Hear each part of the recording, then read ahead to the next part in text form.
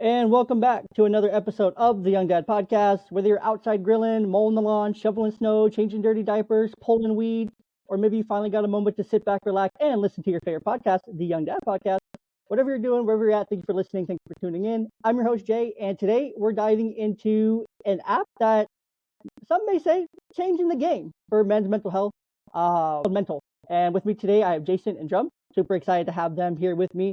The app is designed to help men strengthen their mindset with action-oriented tools to control stress, achieve discipline, and find purpose. Another mental health app. There's 100 bajillion mental health apps out there, but this is the first of its kind, tailored specifically to address the unique challenges and perspectives men face today in 2024. From seizing your mornings with 2-minute masterclasses packed with wisdom and actionable goals, to an AI coaching feature featuring legends like Marcus Aurelius, Bruce Lee.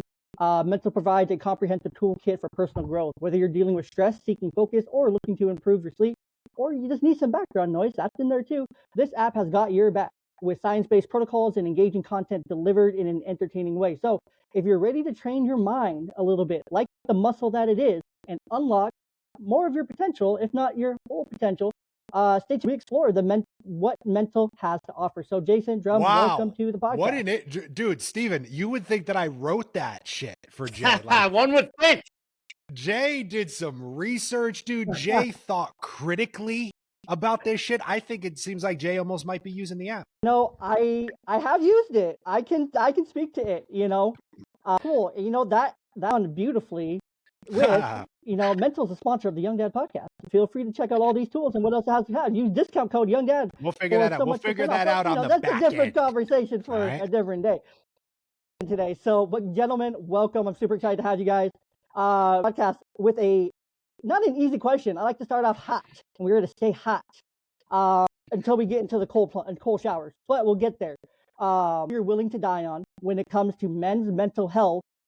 A approach you've taken with the mental All right, I'll jump in here. The hill I guess I am willing to die on is that men need additional supplemental, let's say outside of the box tools that we haven't seen yet. I mean, when we created Mental, there were around 20,000 mental health apps and things out there for support. Not one that was specifically for men.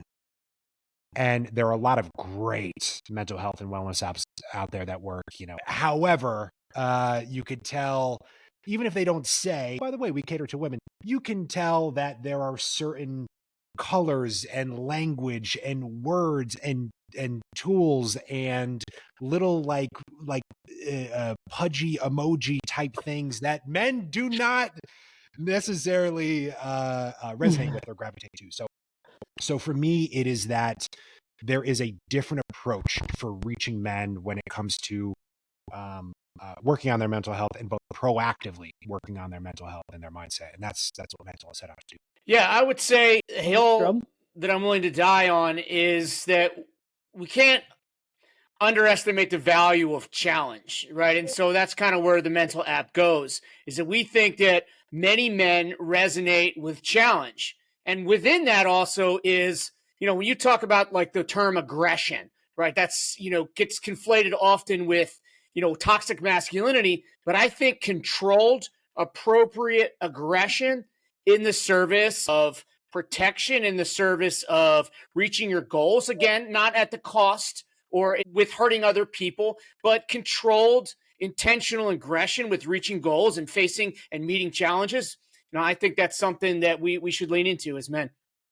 Jay, dude, doesn't listening to Drum make you just want to drop down and do like 100%. fucking 10 push-ups, dude? Right? Hearing this guy like that, yeah, dude. Bro, it makes me want to run through a fucking wall. It makes me want to run through a wall. Every time I hear him on the app, I'm like, fuck!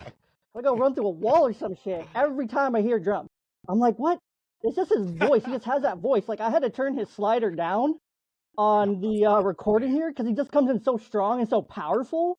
Like, he's literally channeling that aggression for this podcast now, but it's a perfect example of what he's saying. Like, he's channeling it in the appropriate ways, in the appropriate time to do appropriate things, right? And you know, I'm a mental health clinician, so 9 to 5, I work in mental health. I work with youth primarily, and I deal a lot with aggression, a lot of aggression. And one thing I always work with these families on is finding an outlet. Like, we have to find an outlet for this aggression. We have to find an outlet, because underneath this aggression, there's something else there, right? There's another layer of unmet need. There's another layer of something there that hasn't been met, that's now turned into aggression. So to work on that thing that's here, and the anger's up here and the aggression, we have to fill this gap here with something. So finding what we can put into this gap here to kind of get down to actually those root causes and those needs, to really dig in there, to really work through some shit. And so I'm curious, what are your guys' roles with mental and with the app? I'm the founding creative. With what that means is essentially I do everything that, like, you know, other people don't have time for. We're a small team, so I kind of deal with like all the content, all the writing. I do a lot of the voice work in the app. So we have what's called the Daily Deuce. It's like a 2 to 3 minute, you know, little your day's micro purpose. You know, what's that thing you need to hear? Thank you, dude. Thank you, man. I love my Daily Deuce. I love a good Daily Deuce. And the whole idea behind the Daily Deuce, people are like, why is it called Daily Deuce? Well, it's about 2 minutes, but also it's because what do guys do when they're taking their Daily Deuce? They sit down, they're doom scrolling on their phone. So instead of doom scrolling during your Daily Deuce, listen to something that's going to strengthen your mind during the Daily Deuce. So that's the genesis behind it. So I do all of the writing, all the research for that, and all the voicing of it. You know, helped write the cold shower protocol with Steven. So it's really a cool story with how we found Steven and the work that we've been doing with Drum and building out the cold shower protocol. But that's my role. I deal with like all of the creative and all the content stuff. For me, it's kind of my title that I kind of appointed myself as Chief Learning Officer, but really it's a much smaller role than Jason. But I'm kind of involved in what you would say kind of the tactical aspect of, again, working through creating the cold shower protocols, and we'll see what's we just finished our second version of that. And so we'll see what comes, what follows after that. But that's what I really like doing. I like to take kind of my experiences in both the military with my life in the SEAL teams, but also in the creation of the program I helped develop for the Navy called Warrior Toughness.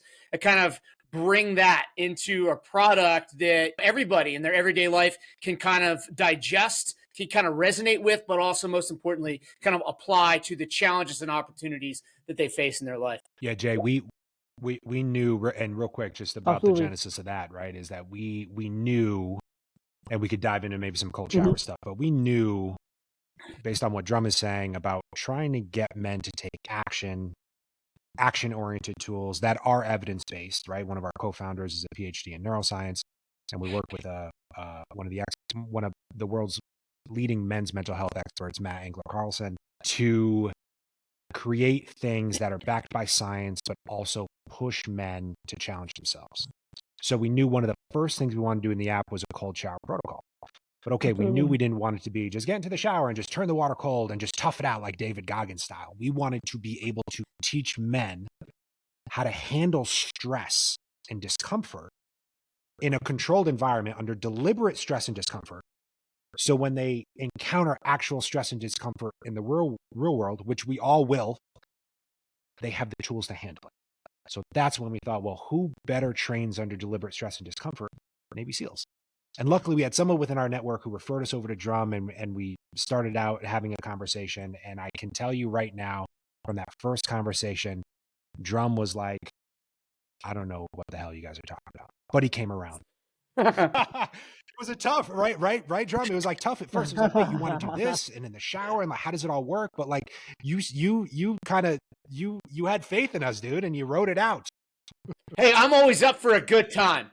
Like, we'll figure out the details. You're going to bring me in for a good time. Immediately, it's like, hey, these are fun guys. This is going to be fun. Hey, maybe this will end up to be garbage, but hey, maybe it'll be really fun at least. So we did that. It was fun. And then, of course, we realized just how much was backstopping it in terms of evidence-based approaches. And then, but at the same time, creating something completely new, right? Creating, hey, we want to learn a lot of the same skills used by professional athletes, a lot of the standard practices of some other mindfulness apps, but we want to be different in how we give that to people, right? We want to say, okay, Well, you know what? None of those other apps create an environment of intentional and very specific stress in order to train those things. And so if you train something under stress, then you reinforce that concept. So it's like, hey, I've trained that in the morning. It's under stress. So the next time I feel stress, boom, that light like snaps on. And you're like, okay, I get this. This is how I can now use this technique that I learned earlier that day or that week for this situation, right? Presentation to the C-suite or a challenging moment with our toddler, right? Jay, you ever had any challenging moments with a toddler? No? Yeah, and Do you? No? with a toddler, I literally have a toddler. So she's like end of her toddlerhood, entering into her early childhood days. Such a toddler. But yeah, no, it's important for all of us, everyone listening, to train under stress and to be able to handle stress because you have to practice, right? That's one thing that I really focus on with the youth and kids I work with. Like we have to get essentially our reps in, right? We have to get our reps in. You have to train and practice, like whether that's in therapy or whether through the app or taking cold showers or whatever it might be. You have to practice to get better at handling those situations, right? You have to just learn. You kind of have to just keep going. And over time, it gets way easier. Like I remember when I first started cold plunging, I would get in and out of that water in 10 seconds. That was rough. I didn't even put my whole body under, right? Now I jump in and submerge all the way up to my neck, up to my chin, and no problem. I'll do it in the dead of winter outside. I'll do it inside. My gym has a really nice like setup where they have 2 outside and a bigger one inside, so it's really convenient for all year round kind of training and stuff. But you just kind of get used to it. Like it feels good. And if I miss a few days, it's like, oh, this really isn't that bad after the first little bit. Like you get used to it because your brain is used to handling that stress. Practice handling that stress. And so with these action-oriented tools, including the cold shower protocol, which is used by Navy SEALs, and morning master classes, how do these practical techniques help those who use the app build resilience and find purpose in their daily life? With building healthy, positive habits, right? So I mentioned the doom scrolling before. Is that, I mean, how many of us just the amount of time wasted because all these other apps, I think about like dating apps, for example, they have the world's best engineers creating an app to make sure you stay on the app. Like a dating app doesn't want you to make a commitment because then they don't have you on the app anymore, So there's all of these things out there designed to steal, to take our attention, to steal our time, to have us doing things that are not great, good, healthy, positive habits. So this is why, the Daily Deuce is only a couple minutes. This is why right after the Daily Deuce, you get a short little journaling prompt that gives you an actionable takeaway to do for that day. So it's about micro purpose. When you start doing those small things that are already fitting into your morning routines, when you start doing those things every day, you're getting your day off on the right positive foot, which helps you build healthy, positive habits going forward. It's why the cold shower protocol on day one only starts with 5 seconds under the cold. One of the key things about building habits is starting small and start stacking up those wins. So Jay, you mentioned, the very first time you tried to get into a cold plunge, you couldn't do it for 10 seconds.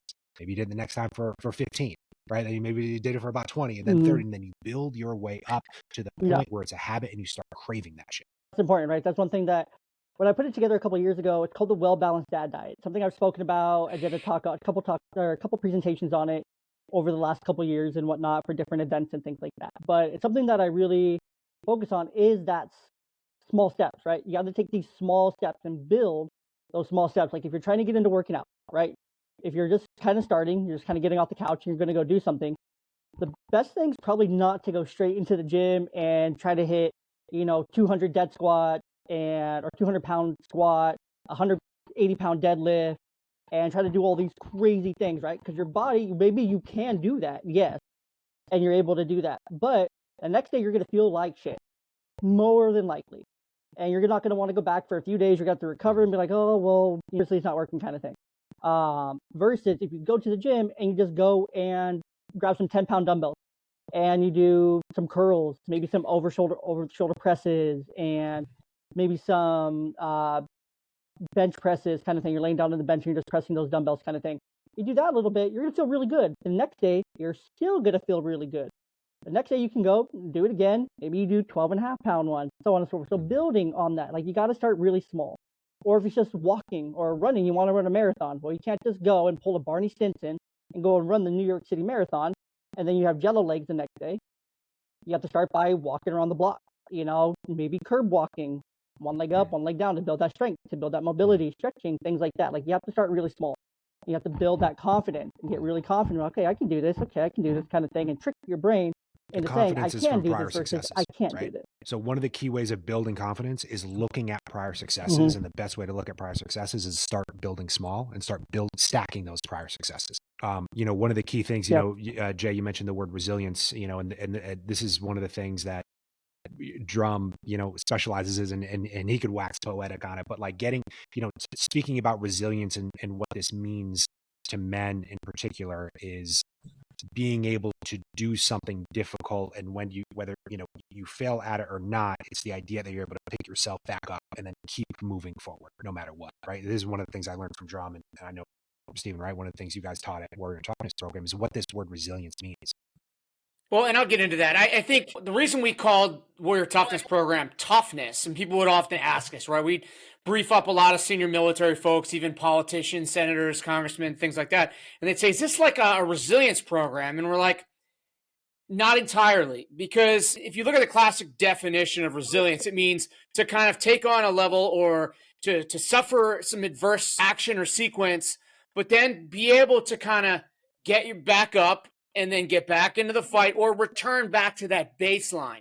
What we want to say is we want more than resilience. We want capacity. We want capability to actually perform in the stress. So it's one thing to say, okay, well, I went and I had this super challenging event and now I feel okay after it. Okay, well, that's great. But how did you perform in that super challenging event in the first place?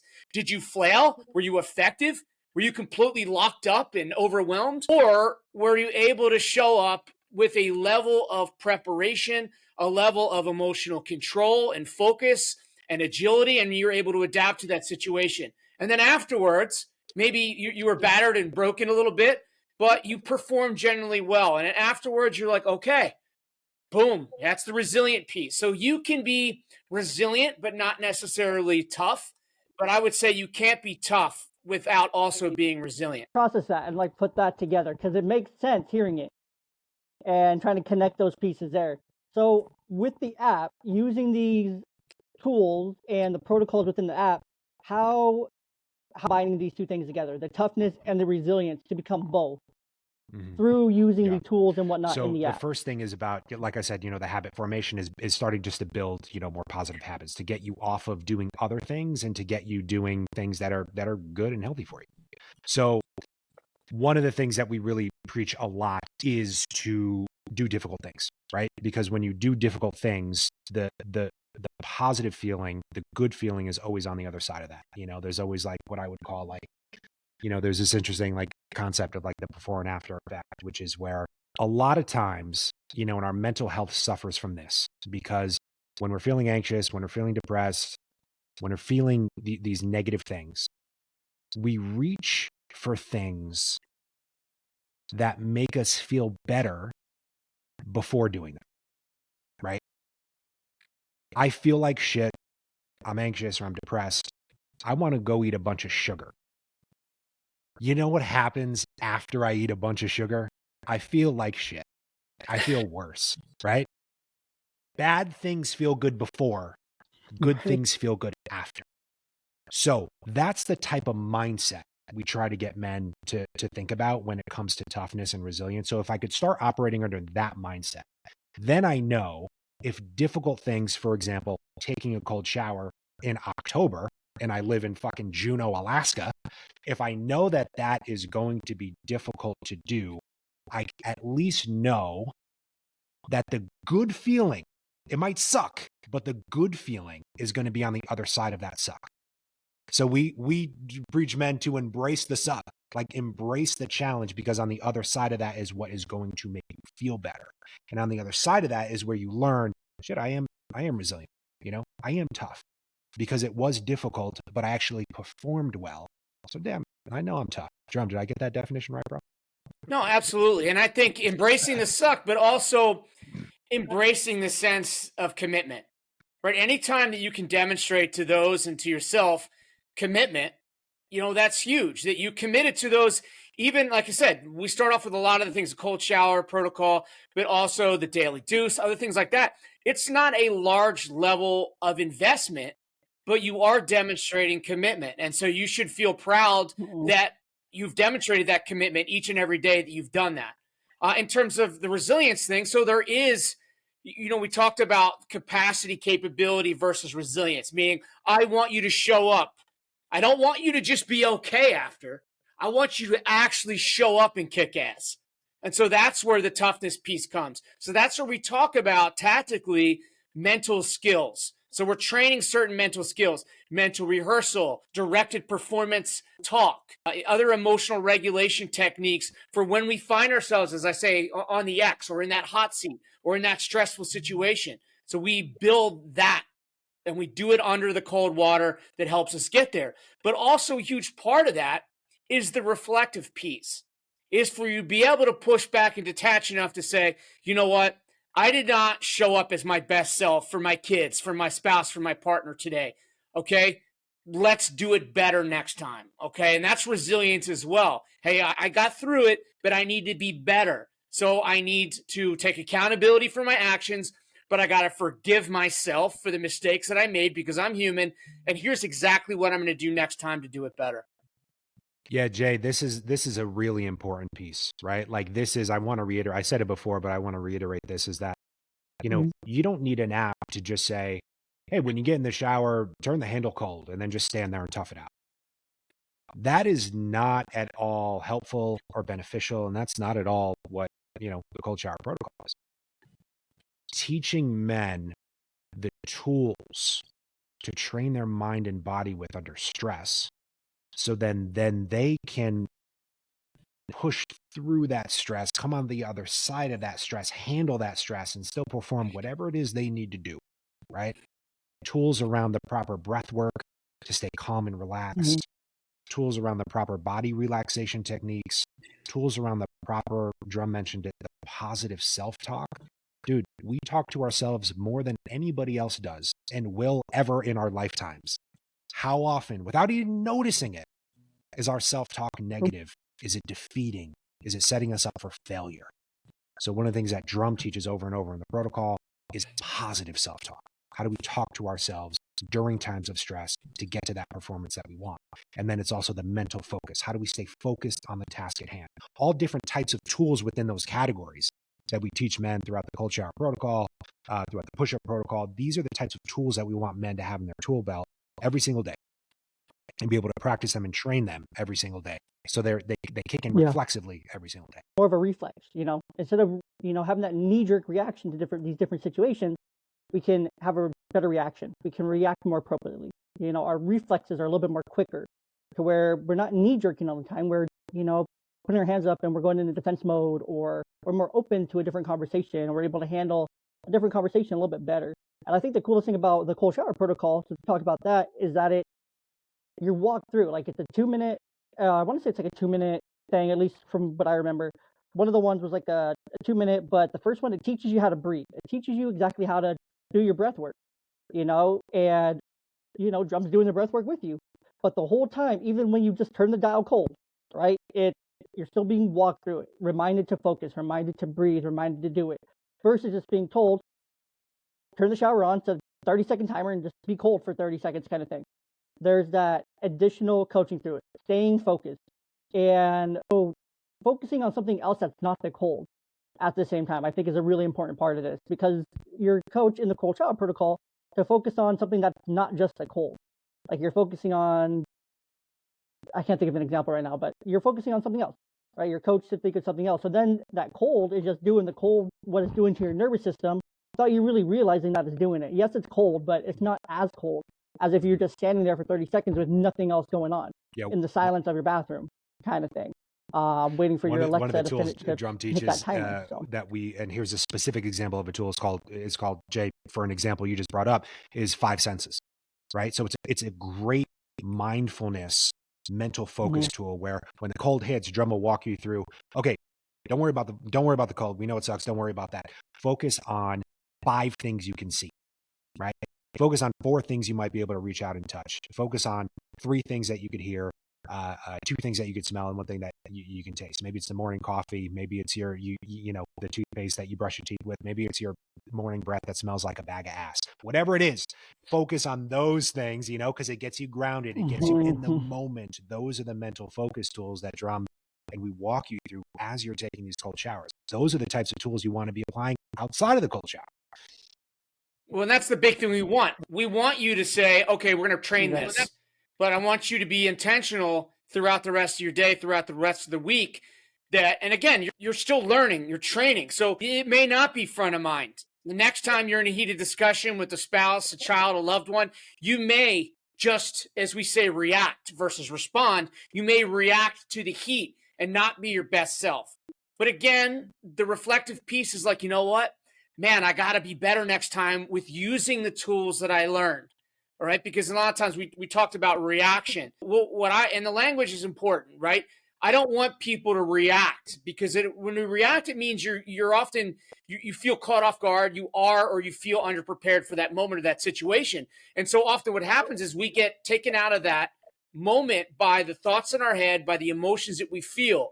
But if we respond, it means we're responding with a level of intent, a level of being deliberate. So we take that moment, we take that beat, and we actually can behave in a way with our goal in mind, with how we want to show up as parents, as spouses, as professionals. So we can, rather than react, we can respond. And I also think we talk about like the breathing. And the reason that breathing is so important is there's a physiological element of using long, slow, controlled breath with a pause to physiologically lower that state of arousal or energy back to where we can regain the focus of our fine motor skills, our situational awareness, our critical thinking. But also it is that mindfulness piece, right? Because you can't breathe for yesterday. You can't breathe for later. You can only breathe right here and now. So when you're actually focusing on the breath itself, it snaps your attention and your focus back to the actual here and now. Oh, I love that. I think those are all important tools. Like you got to be able to have it. You got to be able to respond versus react.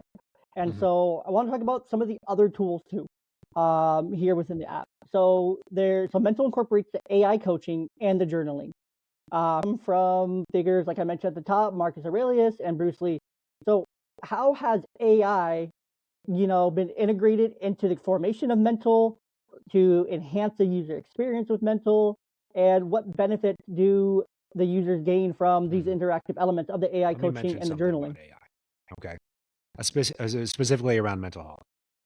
First, let's be clear, the AI coaches and the AI therapists that we're developing is in no replacement for real human therapy. I think that's one thing that people say. It's like, oh, this is not, how can this replace like human therapy? Well, it's not. That's not what it's designed to do.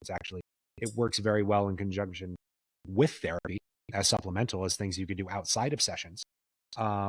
It works for people who are very therapy resistant. And look, let's be honest, like a lot of men historically have been not wanting to go to therapy. So this provides an alternative, right? It is not ChatGPT. Okay. It uses, we have a AI expert who's a pro in LLM, who works in conjunction with our PhD in neuroscience, who works in conjunction with our PhD in clinical psychology. So what is built in is what we sometimes refer to as like our behavioral change architecture. So we've created the AI specifically for therapeutic interventions and for behavioral change and CBT type interventions, right? So I just wanted to be clear on that. The other thing is that AI, a lot of people are scared of it, just like people were scared when they created the first dishwasher. Just like people were scared when they created the first car, right? It is a new technology. So it makes historically, anytime a new technology has come, people are very, scared about it and very resistant to it. AI is where everything is headed. It's not going to remove a bunch of jobs. I mean, quite frankly, I think it might create a bunch of new jobs, but that's for another podcast on another day, Jay, for somebody who is much more smarter in it than I am. Bringing it back to the mental. Yeah, and I love the AI aspect of it, right? I love AI integration. For me as a mental health clinician, I use different AIs that are literally designed for counselors and for therapists and for like mental health treatment, right? Because sometimes we're human, we get stuck. We only have so much schooling, so much professional knowledge, we've read so many books and things like that. Sometimes we just get stuck. And sometimes we need to, just have a conversation with someone that, or something that has the ability to look up every single idea possible that's ever been done, ever been published, ever been researched across the internet in 15 seconds that can tell us, a little bit what to do, or give us some guidance, or give us an idea, and help us enhance what we're 100%. doing and better help our clients and whatnot. So I'm a big proponent of AI integration and using it to enhance like your experience and whatnot. And then no, it definitely doesn't replace, traditional counseling. It doesn't replace a real human like coach or And things in like that. instances when you're in a It doesn't severe replace mental these health things. crisis or in a state of emergency, then of course, reach out to a local hotline, reach out to local resources, in person, human resources, wherever you are. The Absolutely. AI is not there for that. But when it comes to, like I said, CBT interventions, helping you, self-examine and reflect and look within, helping you find the answers to difficult things that are happening with your life right now, helping you build new habits, it is incredibly powerful. And I'd like to also think of that AI tool as almost like a gateway drug to the other potential therapy interventions. So you're like, okay, I'm very resistant. Like I don't believe in any of that stuff. But after maybe you've done it, now you realize, hey, if you start feeling some benefit, so now maybe you're more willing to double down. And if you do in fact get therapy, then this also serves as just a more frequent touch point. The more frequently that you can have a tool to kind of tighten up and sharpen some of the things, the therapeutic approaches, then the more rapidly you're going to probably get to where you need to go. I agree. And I'm just happy Drum didn't say it's a gateway drug to cocaine. Yeah. Or is cocaine the gateway drug? Yeah. I have no idea. Well, that's to each their own, and I'm really holding myself from getting political there, but I'm not going to do it. If you know, you know. Anyways, no, I definitely love that perspective there. Like, if you are really hesitant to go to actual therapy or to work with a human being on these things, using AI and having an AI tool or a digital tool that you can use for that is great. It's interesting. I've been seeing so over on Reddit. I follow a subreddit called ChatGPT subreddit, and I've seen a lot of posts in the last week specifically. I don't know if it's just my algorithm or what. I'll preface a post like I'm a mental health clinician and yada yada yada kind of thing before I post and do responses, things like that. But I've been seeing more and more people using ChatGPT as a therapist and AI as a therapist, and that's all good and well, and maybe you can work through something, but that human element and being able to actually learn these practical skills is important. I think the AI feature here for the mental app is another great way to get those reps in, right? Get those reps in, get comfortable talking about things that are going through your head just to get them out. And especially for journaling, journaling is another great way to get them out. And one thing I love that Mental does is it integrates both, right? The action. Jay, action what you're talking about is something too about the be able to talk about things and get them out. It is particularly, it's what I talked about up at the top, right? About approaching mental health. It's not always about gender, but if we look at historically some of the things that have been difficult for men to do for a number of different reasons, right? Is to talk about things that might be going on with that. Really, really deep important things, mental health related things, for a variety of different reasons. Society has conditioned us men to think like, oh, if you talk about this, if you cry about it, if you show weakness or emotion, you are weak. You are less than a man, right? So tough it up and deal with it. So naturally, a lot of men have been conditioned to like not want to talk about things out of fear of being labeled that way. So this does remove that human element where it's a little bit safer for a guy to just talking to their phone or typing to the phone and talk to AI and get a clinical outcome versus wanting to, reach out to an actual human.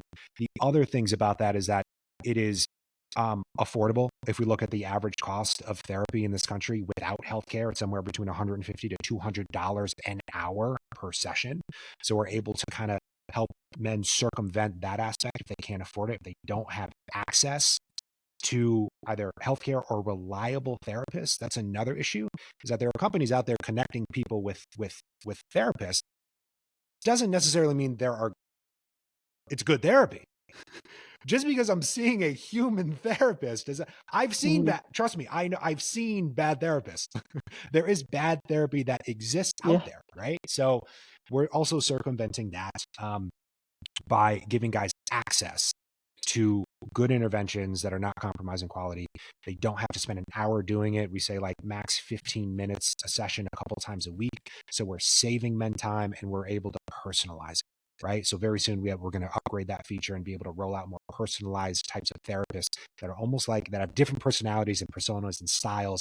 Think of like either talking to a David Goggins type or thinking of talking to like a Tony Robbins type, or then talking to a Brene Brown type, and then think about talking about to a Mr. Rogers type. That David Goggins style might resonate with a lot of guys. Other guys, that Mr. Rogers vibe might resonate with a lot of guys. Maybe they need something that's a little bit more nurturing or empathetic there in the moment, right? So being able to, we talked about affordability, we talked about access, and now we're talking about more personalization. Something that we can't get, right? If we choose a therapist, we have to jump through the hoops, meet with them, do a consultation, maybe do a couple sessions, and then realize that person probably isn't even licensed. And then we got to start all over. And there's a lot of starting over with therapists, and I think that's really cool. So all these different like styles are all we're testing it right AI now, models. Jake. So I was working closely with our engineer all week, and it's so exciting. Okay. And as everyone knows, right, AI is moving very quickly. It almost seems like 6 months ago it was like, what? Everyone's like, ChatGPT, what is it? Now, like 6 months later, everybody's using it, or a lot of people are using it, and so the technology is moving very quickly. So that's for us very exciting, which means we get to figure out how to utilize this technology to best help and serve men. So that is what is coming up next for an update with our AI therapy, and it's really exciting, man. That's awesome. So I want to also talk a little bit, going from the AI part of it to also talk about the science side of things, specifically for focus and for sleep, because those are two areas that I feel like every man struggles with. Like you said, we've said multiple times throughout this, is that there's so many distractions. There's distractions non-stop around us, right? And it's very easy to grab our attention. We're simple-minded creatures, us men. We are. And distractions pull us in, but then sleep too, right? Oh, we've all heard classic, sleep is for the weak. You got to grind 20 hours and sleep 4, or you got to be on that Vince McMahon and sleep for 2 and be up for 22 creating a WWE empire thing. Not the most decent of human beings either. So how's that 1 hour of sleep working out for you as in terms of being able to look in the fucking mirror? Yeah, it didn't turn out real great for him, but WWE is very, very entertaining. It's better now. Triple H is doing a great job. That doc's like the first example that came to mind. Because that was something that was highlighted there, right? It's like he didn't sleep. He was like up all day. He just slept periodically throughout the day, very short stint, which is not good for you. So can you explain a little bit about the mental focus mode timer, and also the sleep sounds and the other like focus mode sounds that are available within the app? If I could just jump in real quick before you, Jason, and I just say that, like, I just want to hammer home for, probably a lot of young dads out there, and you go through that period where you have young kids in the house and sleep is at a premium, right? And it can even like long-term disrupt your kind of circadian rhythms, right? And that's a period that you have to endure. But a lot of guys are out there like they're hitting the gym hard. They're investing in supplements. Maybe it's like hormone replacement therapy without a real focus on just how important, like in terms of big rocks you can move for not just your physical health, but your emotional health. Sleep is probably one of, if not the biggest rock that you can move, right? And a lot of people, like I depart from my counterpart, Jocko. He's always bragging, another Navy SEAL, probably famous guy, but he's always talking about getting up at 4:30 and the discipline of. I disagree, and because I think you cannot, like, if there's one area for you to try to improve in your life, it is sleep. And I'm really glad that at Mental we have kind of applied a focus to that piece because it is so important. There are mountains of research out there that show sleep is one of the primary factors, quality of sleep, to mental health, to mood, emotional regulation, performance, and longevity of life. I mean, a lot of research Exactly. right now is pointing to sleep as, bad quality of sleep, or the amount of time. I forget the phrase for it. Maybe you guys know the amount of time that it takes to fall asleep. You know what I'm talking about? There's a specific word or phrase for it, but it's the amount of time it takes for you to get to sleep. And if that is of poor quality, that can be a high contributor to dementia and Alzheimer's disease. So sleep is one of, if not the most important tools for recovery and our mental health, right? Now, some of the science behind that, and I do, a couple deuces about it. There is a lot of things grounded in science around not have caffeine 10 hours before sleep, and not eat X amount of hours before sleep, and not drink any alcohol, I believe 2 hours before sleep, and not do any screens at least 1 hour before sleep, right? So these are certain things, basic elementary things that you want to be doing in order to improve your sleep quality. Now, one of the things that we do in the app is specifically for sleep is that we offer, a couple of different types of things to listen to in the background. One, research has shown listening to things like green noise can create a sound barrier, blocking out. Like, I'm an incredibly light sleeper, so if I hear like a Yeah, me too. right? So drum, like if we hear like a fly buzzing at our neighbor's house, we're like, what the fuck is that? What is that? Right? It wakes us up. Like, very light sleeper, right? So anything that we can use. So green noise, I think it's like similar to like the white noise, which is like when the TV fuzzes. I don't know, dude. Jay, actually, your younger crowds might not know what the fuck that is, right? They don't have, there's no fuzz on TVs anymore, right? It's like, just, you know what it is, dude, but some Oh, younger I know folk what have the no fuzz idea, is. right? It's just, But I know what it is. I know what it is. Yeah. some Some of of the those younger, youngins, yeah. some of So those green young noise bucks, is like, some of think those about like the young bucks. background noise you hear on an airplane, right? So it creates a sound barrier to like kind of block out other distractions. The other thing that we do for sleep is, rain noises. Like rain has been shown to like calm and soothe. So if I'm listening to rain, as if it's raining, it gives us like a more calm, relaxed, chill state that allows us to sleep deeper. And then the other one is delta and theta beats. So research has shown listening to things that are between 1 to 8 hertz helps us reduce anxiety. It helps induce a greater sense of relaxation and helps us sleep a lot deeper. Now, on the focus side of things, we don't necessarily want to be more alert and attentive, and to be able to kind of sit down. Like for me, when I'm researching and writing a bunch of deuces, I need to be focused. I don't want to get into that 1 to 8 hertz range where I increase my relaxation.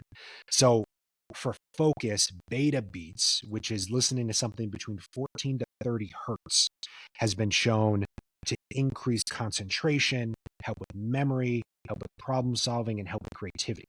So if you go into the app and you need to take some time to like sit down and really focus, you go to what we call brain beats, or you listen to something like lo-fi music, which is what I listen to all the time in the background when I'm trying to get in the zone and write.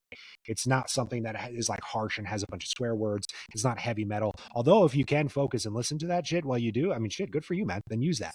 But the lo-fi beats is something that's puts us in a little bit more of a chill and a relaxed state, but also like a more focused state. So those are the things that we offer too. And that's also like, backed by science, right? Like the beta beats, the theta beats, all of those things can connect to our brain and put us in a different state of mind based on what we're trying to accomplish. I love that. And one thing that I use personally, like I like to listen to a lot of podcasts, right? I love listening to podcasts, like all throughout my day, in between clients, in between sessions, things like that. Like I'll just put on podcasts. I listen to podcasts at like 1.75 to 2x speed. Like I'm a crazy person. Like that's just how, like, if it's at like a normal 1x speed, I'm like, this is really, really slow. Like they're talking in slow motion, but they're not. But one thing that I found, I've actually talked to these people too, is the Podbeat app, which is fantastic. And they have different beats, like a lo-fi beat, which is really cool. But the thing is, with this one, you can add it like to your podcast, and you can overlay like the beat to your podcast, and you can up the rhythm, you can up how fast it's going, things like that, so you can keep up like a cadence and things like that. So it's really cool. It's just something I thought of. I just wanted to plug there, but it these beats are important. Like, right, everyone always listen to music while you're doing different things. And the focus mode is probably one of my personal favorite things about the mental app. I've used it countless times because sometimes I really just need to sit down, buckle down, and I need to get 20 tasks done on my task list, right, from the last 3 days of seeing clients, things like that, bills, things like that. Sometimes I just really need to hunker down and do it in an hour, right, and jot out a bunch of notes, things like that. And so the focus mode really helps me kind of tune into that. Or when I'm preparing for podcasts, things like that, turning it on while I'm trying to do prep notes and prepare show notes and write banger intros and things like that. You know, it helps. And sometimes you just need some of that noise and those blockers to block out whatever you're doing and to focus too. So else about the mental app that we didn't really touch on that you guys do want to add in here? I just have a couple fun questions and then one more question after that, and we're going to get out of here. So, you know, there's a 7-day free trial, right? So what I would just suggest is just try it out. You know, I mean, give it a shot. You know, try it for the 7 days, no commitment. You know, but what we also do is we keep prices pretty low. I mean, I think annual subscriptions now, and you know, I don't want to throw a number out there and then somebody downloads it and they're like, wait a minute, what you said it was this, because we're always like kind of, you know, price test and things like that, and sometimes offering discounts at different times and stuff. But in the grand scheme of things, I mean, it's probably the equivalent to get a year subscription. It's probably the equivalent to now what, getting, I don't know, 8 or 10 lattes. Like the price of 8 or 10 lattes, right? If that, right? What's a latte? I don't know. I had to think about it, because where's a latte cost? I don't know. California, definitely, yes. I don't know because I make my coffee at home. What's a latte? $7? So yeah, it's like I don't know, you know. But the idea is, my wife, as soon as we got married and moved in together, I started making her. What do you say? You save like $1,000 a year every morning. So now you buy a Tesla with the money you save. But yeah, the idea is that we make it affordable. We keep prices low and reasonable. And when you really think about, when you compare it to other things that we're spending money on, it's like, dude, for your mental health, it's like, but we get pushback a lot of times from guys where it's like, you know, men sometimes, like, I think the stereotype is like, oh, women like complain and nitpick about everything. Dude, us men, we are the fucking worst, man. Oh, no doubt. No doubt. Oh my God, dude! My wife will tell me all the time that I'm complaining about any everything. little thing, you know, like to just shit on that other thing. And it's like, dude, just how about this? Just fucking try the thing, right? If I'll tell you what, if we the complaining, and if we're finding anything to shit on something, then you know what that means? It means you need to use this fucking app. Shitting on it, you should probably try it. And right now, I just looked it up. And right now, it's currently being built. It's October 24th. I'll say it so you guys don't have to. I'll get in trouble, not you guys. They can be mad at me, not you.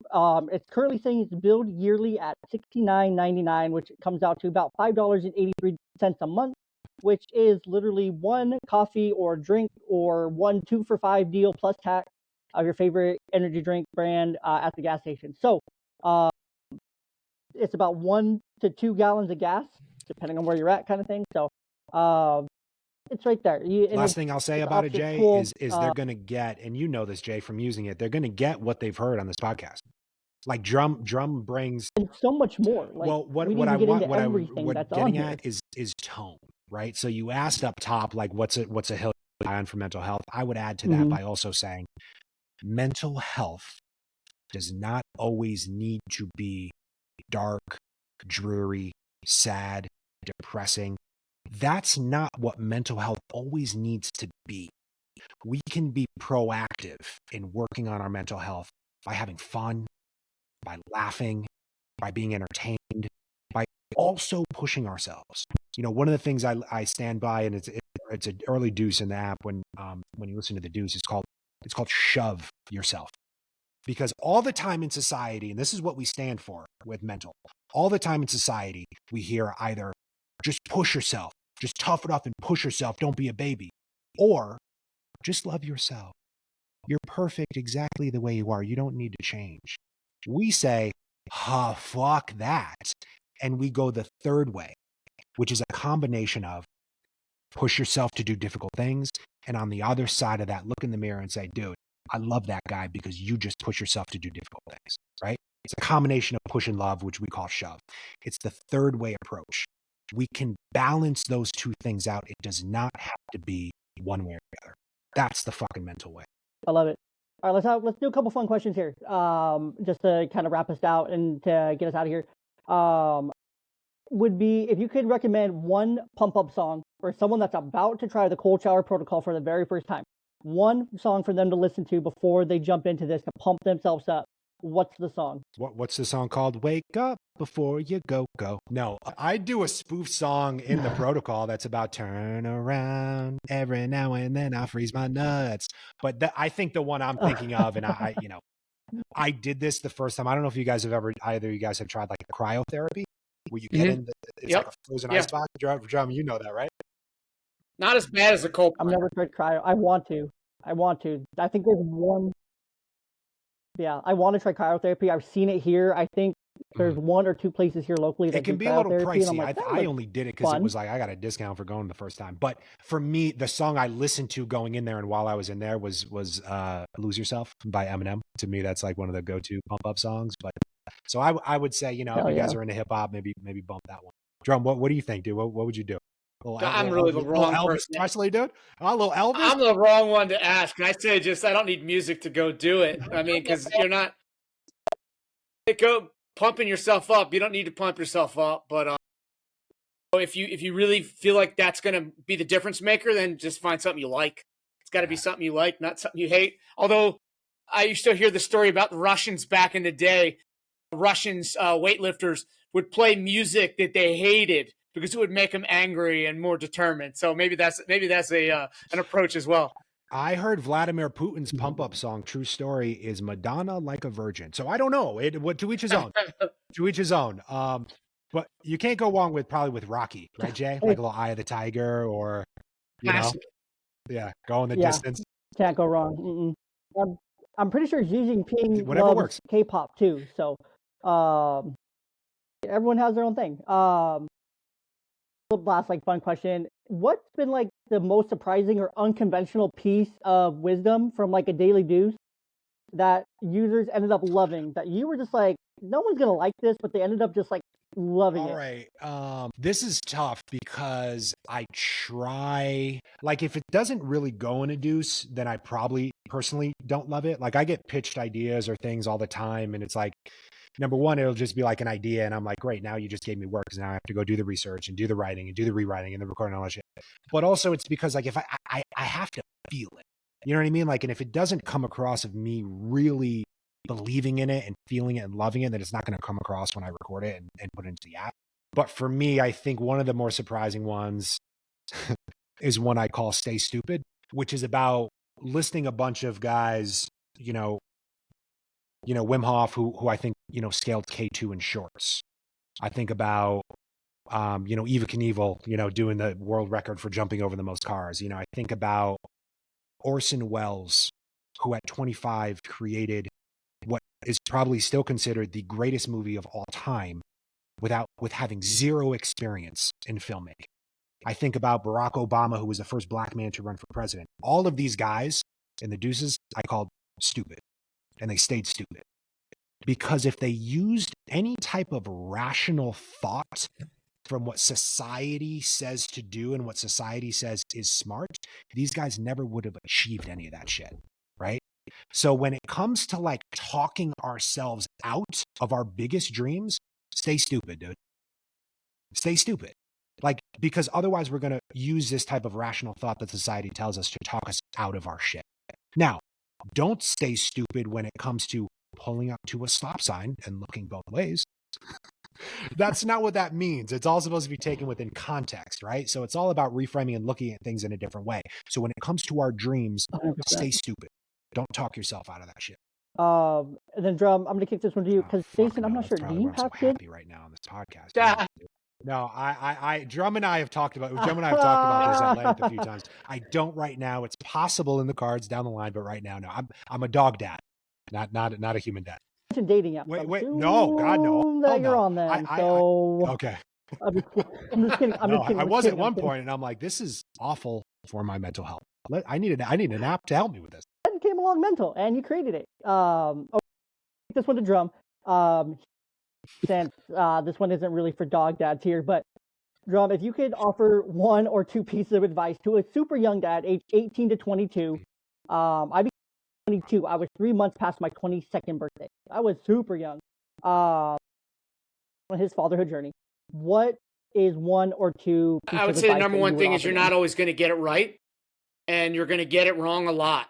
And I think never miss an opportunity to show your kids how much you love them, but also remember your job as a parent is to create boundaries. They actually thrive and they crave boundaries whether they know it or not. And so their job is to push against those boundaries. And so you keep that in mind and just say, hey, you're never going to get it right all the time, but you can show up and you can show love and create those boundaries, enforce those boundaries, and you're going to do great. Jason, then what kind of like mental health advice would you offer to the same dad who's just starting out? I recently wrote it. I'm actually going to record it today or tomorrow.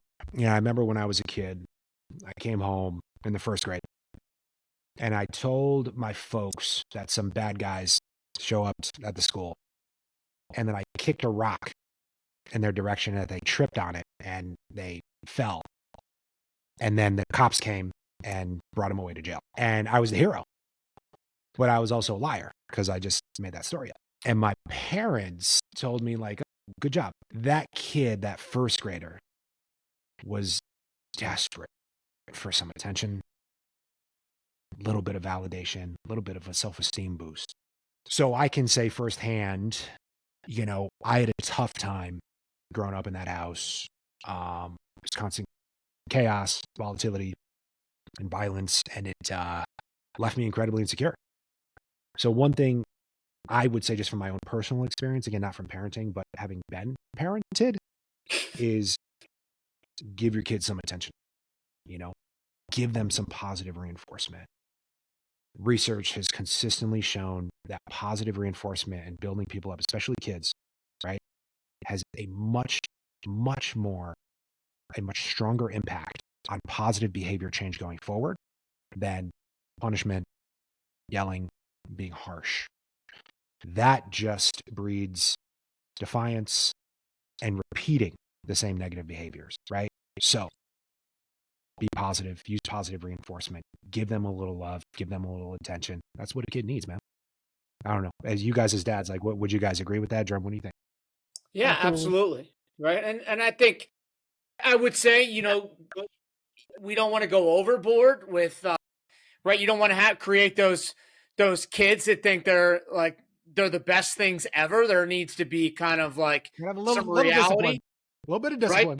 There needs to be some grounding, right? If a kid sucks at something, right? Yeah. There may be a way to say, okay, how can I appropriately say, hey, maybe you need to work a little bit harder on that, right? I think there needs to be an element of appropriate truth telling too about where they're at and where they need to be. But but of course, that's a great point, Drum, about like when I went home and told that story, right? I wish my parents would have said, okay, we appreciate your creative storytelling, but lying is not like a good value that good people do, and you're a good person, so let's talk about why. Exactly. That's right. Having these difficult conversations with kids, I feel like, is important, right? Difficult conversations. You got to have those hard conversations, and age appropriate too. Is either way is fine. A few weeks ago, my oldest daughter, she's 7. She was trying to draw like a 3D ghost off the page, and she's a really good little artist. She can draw super well. But she got so frustrated and had like a big fit over it that she, just had a really big meltdown over it. And, I had to have a conversation with her. It's like, okay, we need to practice more if we want to get there. You can't just go from, your typical drawings that you do every day, where you do a lot of tracing and things like that, and draw a 3D ghost, especially if you don't know how, right? You got to practice. You got to learn how to do it. You can't just go from 0 to 3D ghost. You got to learn how to do a 2D ghost and then work your way up to that extravagant of a thing. Like, her vision in her head was great, but it's like, and she thought at first I was saying that she's not good at drawing, which wasn't what I was saying at all. It's like, we just need to practice a little bit more. We just need to work on it a little bit more. Maybe watch some videos on how to do it and follow some step by steps and things like that, and learn and practice, and fail along the way. If you mess up, great. I mean, you're learning. It's okay.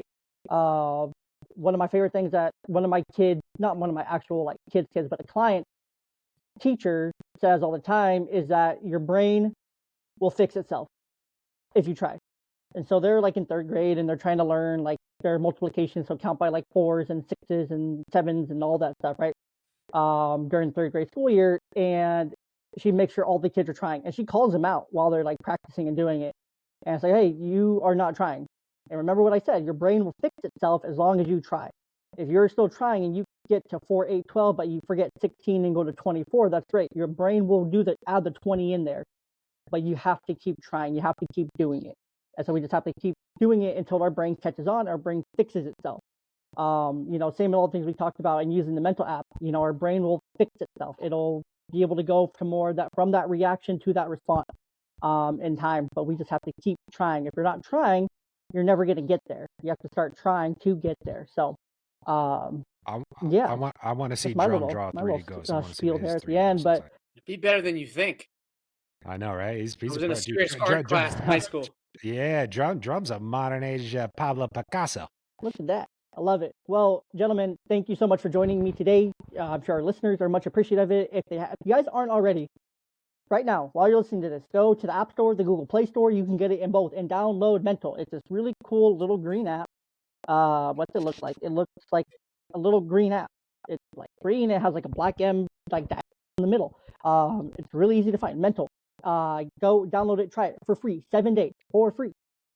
What's that going to hurt? Nothing. You get 7 days, you try it, you love it, you download it, you get it for a year, $5.83 a month. You're sacrificing one coffee a month, and you'll be fine. Trust me, you'll be fine. Something on Marketplace if you have to get that $5 or something. If it's something that you really want to do after the week. So you can find the app on the App Store, the Google Play Store. A lot of people, isn't that kind of what modern day influencers do? Isn't that they just sell themselves, man? They just sell yourself on social. Yeah. That's what it comes down to. Of course. And but I'm really download the Mental app, start your journey today towards a stronger mindset. There's nothing stopping you except for yourself. And the greatest things in life are on the other side of fear. They're on the other side of terror. So go and do it. And just start doing it. And again, Jason, Drum, thank you guys so much for joining me today. And listeners, thank you guys for listening today. Make sure wherever you're at, you go and do the things to show support for the podcast. Like, follow, subscribe, leave 5 stars, leave a review, all the things. And go download the Mental app. It's a really great app. I can tell you firsthand, I love it. I use it, and I would highly recommend it. And then until next time, right here on the Young Dad Podcast, take care of yourself and keep striving to be the best version of you for you and for your family.